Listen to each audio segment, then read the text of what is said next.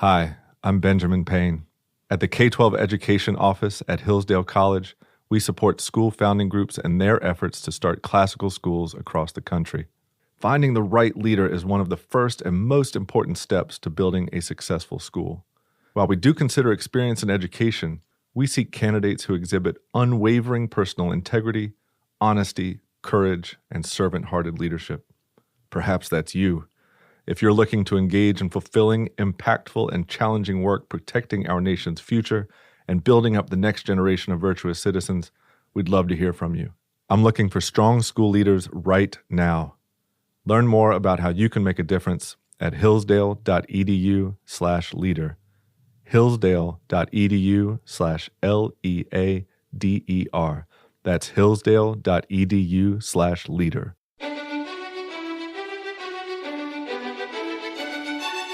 Welcome to the Hillsdale College K-12 Classical Education Podcast, bringing you insight into classical education and its unique emphasis on human virtue and moral character, responsible citizenship, content-rich curricula, and teacher-led classrooms. Now your host, Scot Bertram. Thanks for listening. The Hillsdale College K-12 Classical Education Podcast is part of the Hillsdale College Podcast Network. More episodes at podcast.hillsdale.edu or wherever you get your audio. You also can find more information on topics and ideas discussed on this show at our website, k12.hillsdale.edu. We're joined by Gwendolyn Yarbrough. She is part of Hillsdale College's K-12 Education Office and a former member of the teacher support team. Gwen, thanks so much for joining us. Thanks for having me. Talking today about the history of physical education in America. Why do we have this chat? Why is it important, worthwhile for educators to understand the history of physical education in America? Well, there are a lot of traditions outside of just the American tradition of physical education, but it's our 250th anniversary of the signing of the Declaration. So it's great for us to think about what does this mean in our country? How far have we come? Where did we start? In every aspect of K-12 education. And this, of course, includes physical education, which is a co-curricular class. What places, what people, what events would you highlight in an overview of physical education in America? If we were to keep it brief, I think we, of course, have to talk about the United States Military Academy at West Point.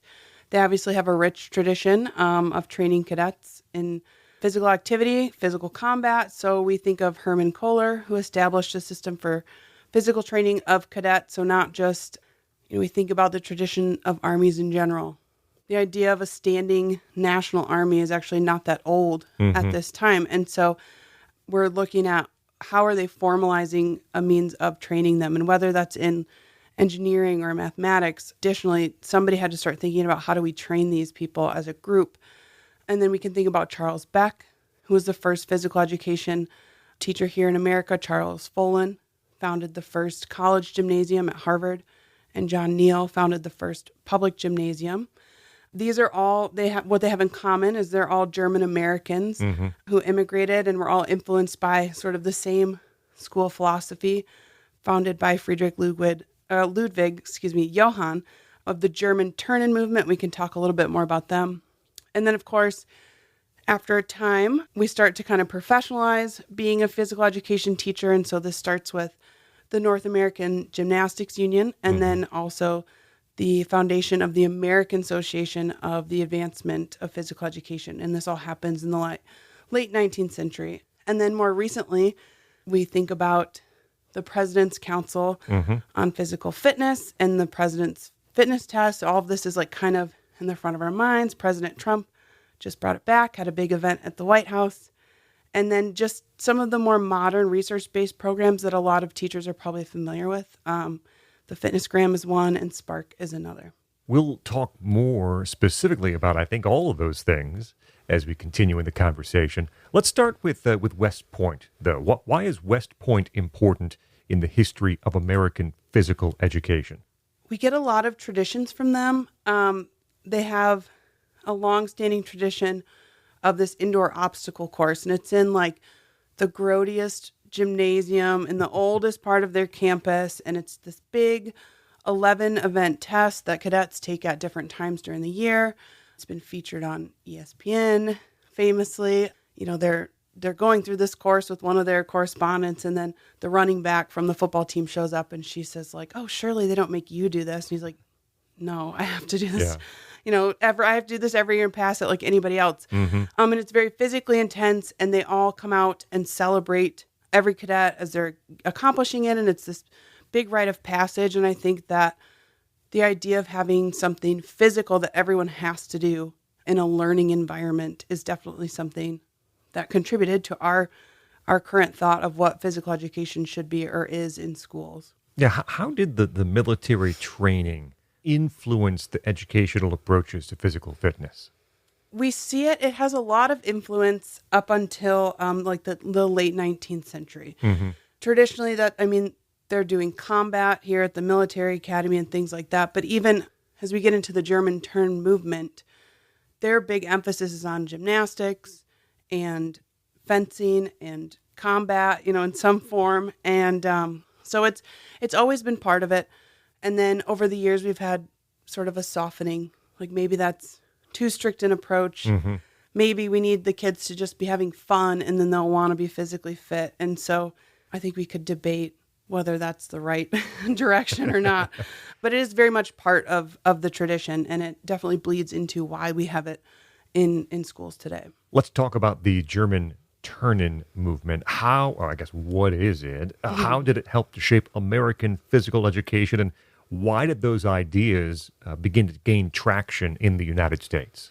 Sure. So the Turnen movement, like I said, was started by a gentleman by the last name Johann, and he's actually responsible for all of the traditional events that we see in gymnastics now. So think of parallel bars, balance being the vaulting horse. And he kind of came up with this idea that really is rooted in Greek or ancient Athenian tradition, that we need some sort of training in the gymnastics. So just for the audience, like Germany does not become a unified country until like 1871. And so in the 1840s, there were a lot of failed attempts at unifying, and they were fighting battles against the aristocracy. And his philosophy was just that the German people are too weak. They're not unified, but we're too weak. And so we need to strengthen their spirits, their souls, their bodies, and we'll be able to come together as a nation. But when many of these attempts failed, this group, the German Turnens in particular, were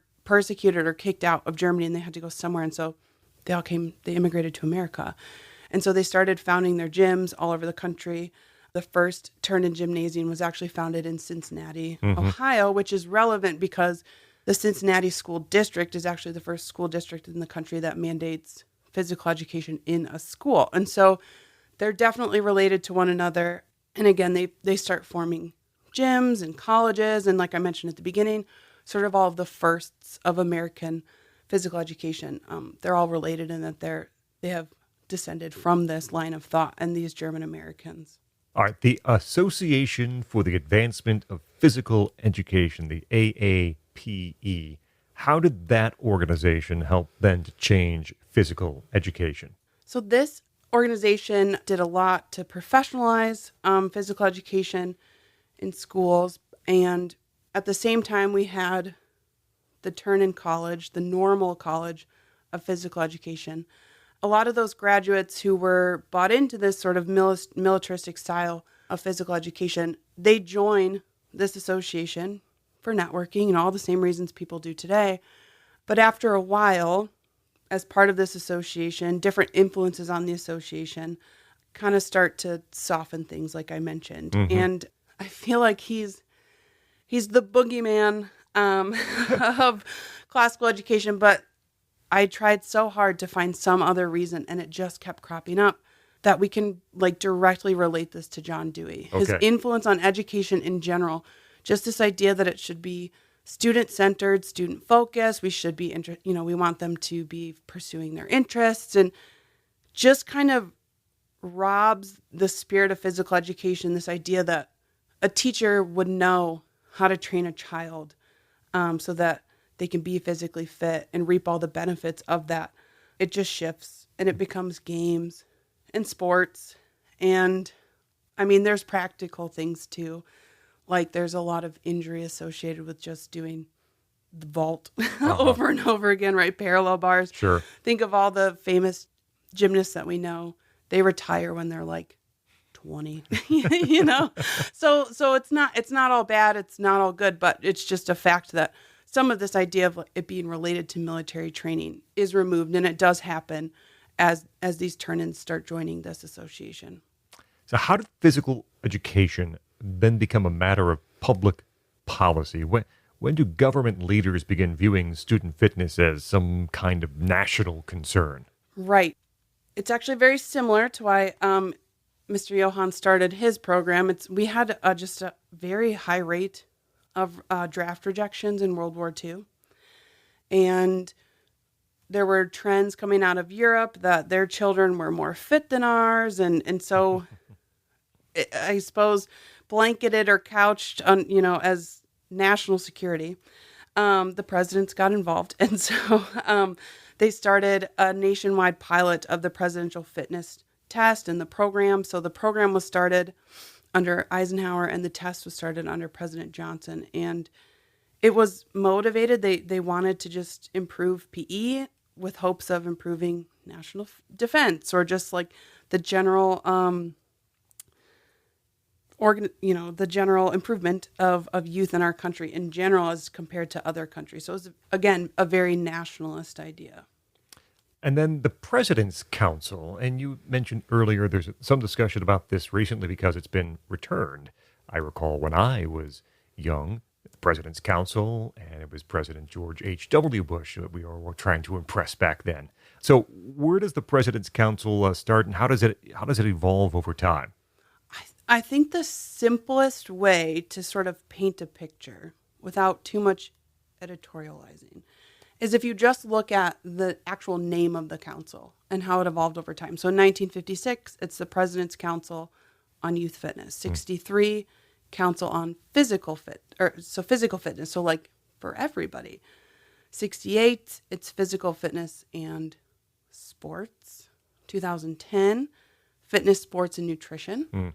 And then in 2015, there's a collaboration between the President's Council and the Aspen Institute to come up with this big study, polling kids from every school, urban, rural, big, small, charter, private, religious, and ask them, like, why do you play sports, right? If we're going to have this emphasis on sports, why do you play them?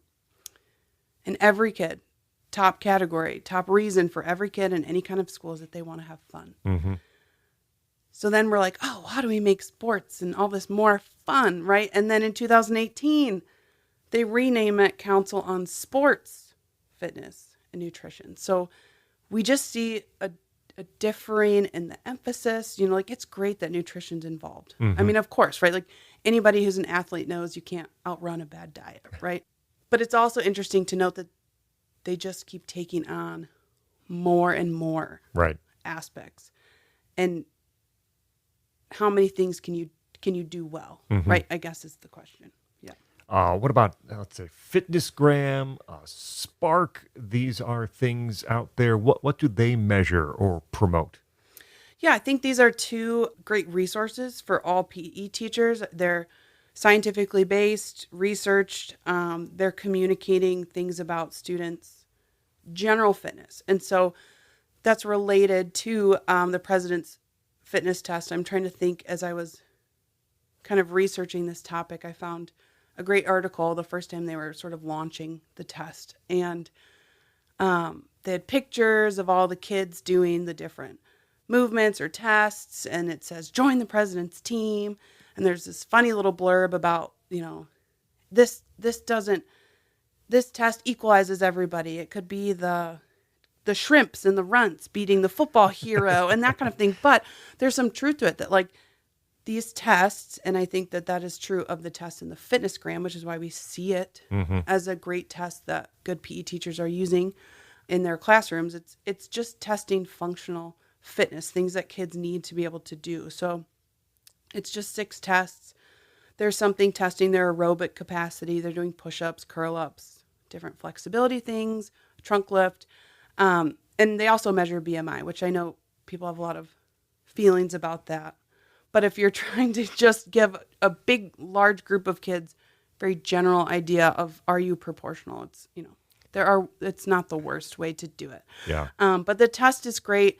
And it does kind of remove this factor of athlete versus non-athlete, if you will, if you believe there's such a thing, which I'm not sure I do, because everybody has a body. But then Spark is just, again, another, it's researched by the National Institute of Health. It is very much based in sound kinesiology.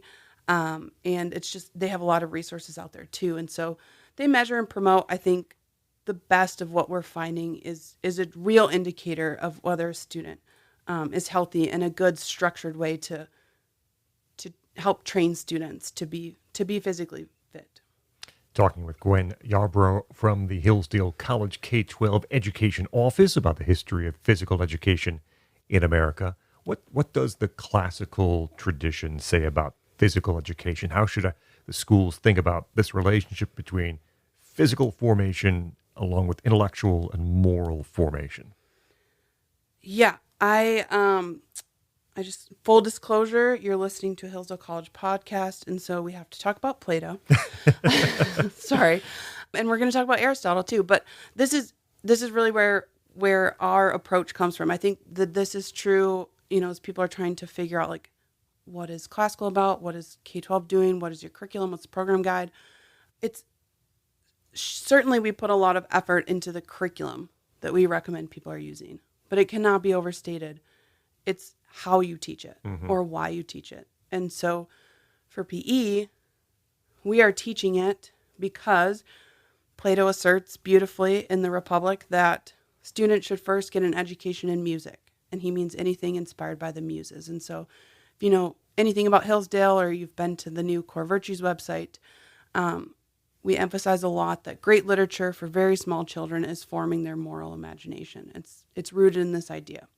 We're helping them to think about the good and the true and to recognize beauty in that way. And then the next thing that he recommends in the Republic is that you're getting an education or formation in the gymnasium, right?